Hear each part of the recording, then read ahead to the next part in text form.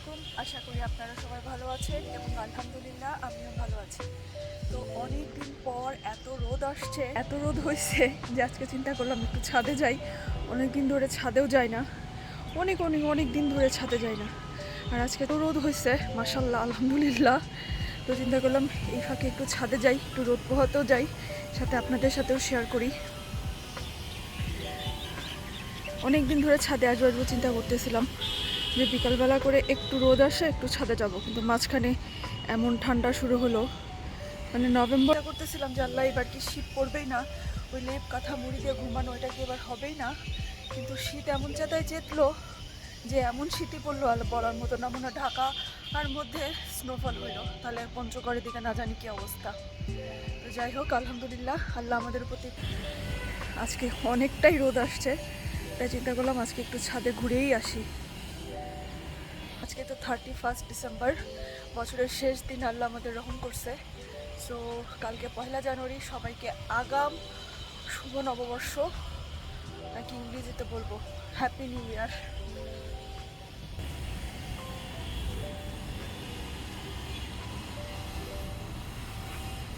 এই পাশটাতে শুধু কাপড় আর কাপড় আর কাপড় আর কাপড়, শুধু আমাদেরই কাপড় নাই, অ্যাকচুয়ালি আমাদের সেকেন্ড ফ্লোরে থাকি তো সেখান থেকে উঠে এসে আর ছাদে কাপড় নাড়া হয় না।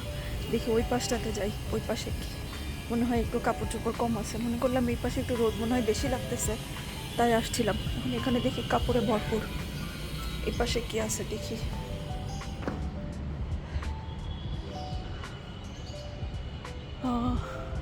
এই পাশটাতেও অনেক রোদ কম, দ্যাটস ওয়াই এই পাশটাতে কাপড় চোপড় কম।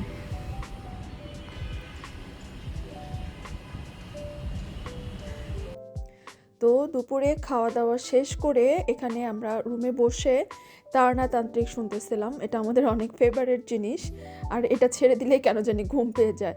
তো আম্মু আর স্বামী এখানে লেপ গায়ে দিয়ে শুয়েছিল, আর আমি হচ্ছে এই পাশে কম্বল গায়ে দিয়ে বসে গায়ের মধ্যে মানে হাতের মধ্যেও ওয়াটার ব্যাগ নিয়েছিলাম, ওয়াটার ব্যাগটা যে গরম লাগে আমার এত বেশি ঠান্ডা, সাথে এখানে রুম হিটারটাও চালু ছিল, কিন্তু এরপরেও আমার ঠান্ডা লাগতেছিল, যার কারণে আমি হট ওয়াটার ব্যাগটা নিয়ে এখানে বসেছিলাম, আর আম্মু আর স্বামী ওখানে ঘুমাচ্ছিল। আর এই যে দেখেন এই নারিকেলটা কিনে নিয়ে আসছিলাম একটু পিঠা খাবো বলে, বাট দেখেন এটা কতটুকু ছোট একটা নারিকেল, আর নারিকেলের ভিতরেরটাকে দেখছেন এখনও কিন্তু আমরা কিছুই করিনি, মানে জাস্ট ওটা আম্মু হচ্ছে যে উপরের ইয়াটা ছিলার পরে এভাবে রাখছে, মানে ফাটায় রাখছে, পানি তো একদম কোনো স্বাদ নাই, না তিতা না মিষ্টি কিছুই না, আর ভেতরে এরকম নাই। আর এই নারিকেলটা ছিল কি একদম ওই যে ডাবের মতো, মানে এখনও কচি ছিল।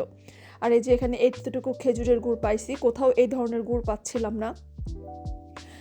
তো শেষমেশ এতটুকু কিনে নিয়ে আসছি। আর এই নারিকেলটা কি করব, এইটুকু নারিকেলের দাম নিছে 150 টাকা, না সরি 155 টাকা, আর ভেতরে কিছুই নাই। তো এটা দিয়ে আর কি পিঠা বানাবো, এই যে দেখেন কতটুকু আমার এক হাতের মধ্যে চলে আসতেছে, মানে কমলা লেবু থাকে না, বড় কমলা লেবু তার থেকে একটু বড়, আর এতটুকু নারিকেল ছিল, মানে আমি বুঝাইতে পারতেছি না সাইজটা কত ছোট হইতে পারে।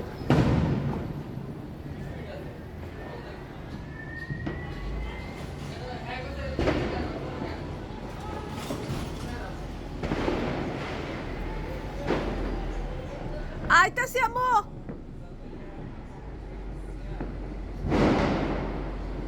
মানে বুঝলাম না এইবার এত নিষেধাজ্ঞা করলো, এত কিছু জারি দিল, এরপরেও এই মানুষজন ঠিকই এই পটকাবাজি ফুটাইতেই লাগলো, মানে কোনো ধরনের কোনো কমন সেন্স এদের নাই।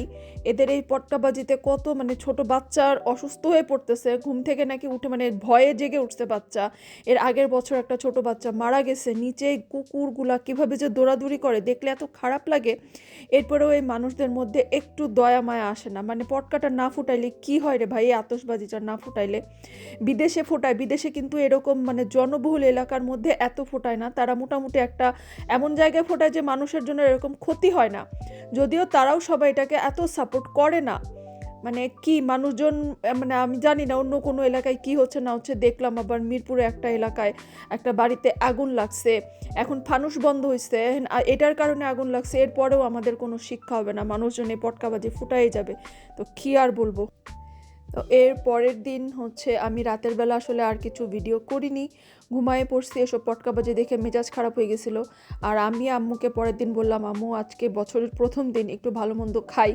সো এজন্য আম্মু এখানে হচ্ছে চিকেন বিরিয়ানি রান্না করতেছিল। এই যে এখানে আম্মু চিকেন ভেজে রাখছে। আর চিকেন বিরিয়ানির এই রেসিপি কিন্তু আমি অলরেডি আমার চ্যানেলে শেয়ার করেছি। আম্মুর এই চিকেন বিরিয়ানি একদম সিম্পল এবং খুবই টেস্টি হয়ে থাকে। আমি রেসিপির লিঙ্কটা এখানে দিয়ে দিব, আপনারা চাইলে দেখে আসতে পারেন। আর এই যে আমার নারিকেল কোরানো কিছুটা হয়েছে, ভাইরে ভাই হাতের ওই কোরানিতে কুড়াইতে হয়েছে, আমার হাত ব্যথা হয়ে গেছে। এই ঠান্ডার মধ্যে মনে হয় এমনি হাত পা নাড়াইতে পারি না, আর এরপরে নারকেল করতে গিয়ে আমার জান বাইরে হয়ে গেছে। তো এখানে আম্মু এই যে বিরিয়ানি রান্না করতেছিল, আসলে তেমন কিছুই করিনি, ঠান্ডা ছিল তো, ঠান্ডার মধ্যে কিছু করতে ইচ্ছা করতেছে না। মানে রান্না যে করতে আসবো, মানে যদিও রান্নাঘরে আসলে কিন্তু ভাল লাগে, কিন্তু উঠে এসে থালা বাসন মাজা এইসব ধোয়া একদমই ভাল লাগে না। তবুও বছরের প্রথম দিন একটু ভালো কিছু দিয়ে শুরু করি, জাস্ট এই জন্য আম্মুকে বললাম। আর এই দেখেন, আম্মু কিন্তু তখন প্রায় 3:15 না 3:30 বাজে রান্না তখন করতেছিল, অথচ আমাদের ওই পাশের চুলায় কিন্তু গ্যাস নাই, যার কারণে আম্মু এখানে এসে এই চুলায় বসাইলো। তো বহু কষ্টে শেষ পর্যন্ত আম্মুর চিকেন বিরিয়ানি রেডি হয়েছে, তখন কিন্তু অলমোস্ট 4:30 বেজে গেছে। তো চিকেন বিরিয়ানিটা একটু নরম হয়ে গেছিলো, কারণ জালই ছিল না, আম্মুর আর কিছু করারই ছিল না। অনেক চেষ্টা করছে আম্মু, কিন্তু শেষ পর্যন্ত দেখলে নিতে 2 চুলা মিলিয়ে এই পরিমাণ রান্না হয়েছে।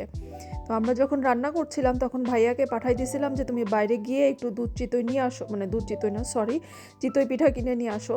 তো ওইখানে গেছিলো, রবীন্দ্র সরোবরের ওইখানে মানে বরাবরই চিতই পিঠা বিক্রি করে, কিন্তু এর আগের দিন রাতেও ওকে পাঠাইছিলাম, মানে রাত্রেবেলা তখন অলরেডি মনে হয় 9টা বেজে গেছিলো, তো তখন আর ছিল না, তাই আজকে আর দেরি করিনি। আর আমার কথা ছিল আমি আজকে দুধ চিতইটা খাবোই, আর চিতইটা খেতে হলে তো চিতই পিঠাটাকে অনেকক্ষণ ভিজাইতে হবে, যার কারণে ওকে একটু আগে আগে পাঠাই দিছিলাম। তো সেই জন্যই বাইরে গিয়ে চিতই পিঠা কিনে নিয়ে আসলো। আর এই তো সেই চিতই পিঠা ভিজায় রাখছি শেষ পর্যন্ত, আম্মু গুড় দিয়ে দুধে জাল দিয়ে রেখে দিছিল আগে থেকেই। ও চিতই পিঠাগুলো নিয়ে আসলে তারপর জাস্ট চিতই পিঠাগুলা দিয়ে দিছি। তো এটা খেতে গিয়ে অনেক কষ্ট করতে হয়েছে, কারণ নারিকেলটা কুড়াইতে কুড়াইতে আমার খবর হয়ে গেছে, গুড়গুলা একটু গ্রেট করা লাগছে। তো আলহামদুলিল্লাহ শেষ পর্যন্ত খাইছি। আর আমি একটু চিন্তা করলাম একটু এই চিকেন উইংস ভাজবো, যদিও প্রত্যেকবার চিকেন উইংস নর্মালি হচ্ছে এয়ার ফ্রায়ারে দিয়ে ভাজি, কিন্তু এবার চিন্তা করলাম একটু ডিফারেন্ট ওয়েতে খাবো। তো চিকেন উইংসগুলো আমি আসলে গতকালকেই মানে 31 ডিসেম্বরেই হচ্ছে ম্যারিনেট করে রাখছিলাম, কিন্তু আমি যেভাবে খাবো তার সব উপকরণ আমার বাসায় ছিল না, যার কারণে ফাইনাল করতে পারিনি। আর খাওয়ার ইচ্ছা ছিল আজকেই, মানে 1 জানুয়ারিতেই, তো যার কারণে একটু ওয়েটই করছিলাম, অনেকক্ষণ ভিজায় রাখছিলাম। অ্যাকচুয়ালি আমি আজকে একটু সুইট হানি চিকেন উইংস করব। এর আগে আসলে এটা কখনো বাসায় বানায় খাইনি, রেস্টুরেন্টে খাওয়া হয়েছে, তো চিন্তা করলাম আজকে আমি একটু একটা বাসায় বানাই, কারণ সবসময় তো নর্মাল ফ্রাই করেই খাই। তো এই তো আমার চিকেন উইংস রেডি। আমার চিকেন উইংস এটা কিন্তু মানে স্বাদ ভালোই ছিল, বলবো না নিজে বানাইছি দেখে। অ্যাকচুয়ালি আম্মু আর আমি ভালোই রিভিউ দিছে, কিন্তু তখন আসলে আমি আর ভিডিও করিনি, আমি একটু ভয় ছিলাম আম্মুর পছন্দ হয় কি না, কিন্তু না, দেখলাম যে না, আম্মুও ভালো লাগছে এবং সসটা খুবই মজার ছিল। আর আমার কাছে গার্নিশ করার ওই সিসেমি সিডটা ছিল না তখন। আর এই যে আমি রাত 11:30টার সময় এই দুধ চিতই নিয়ে খেতে বসছি। আলহামদুলিল্লাহ অনেক ভালো ছিল, অনেক মজার হয়েছে দুধ চিতইটা। আমি কিন্তু এরপরে সকালের নাস্তাও এই দুধ চিতই দিয়েই খাইছি, আমার কাছে এত ভালো লাগছে। তো আলহামদুলিল্লাহ সব কিছুর জন্য।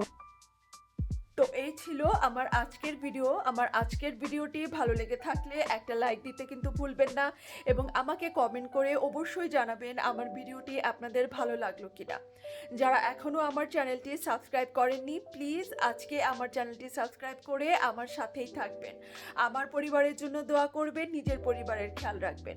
তো সবাইকে নতুন বছরের শুভেচ্ছা জানিয়ে আজকের মতো এখানেই বিদায় নিচ্ছি। আল্লাহ হাফেজ।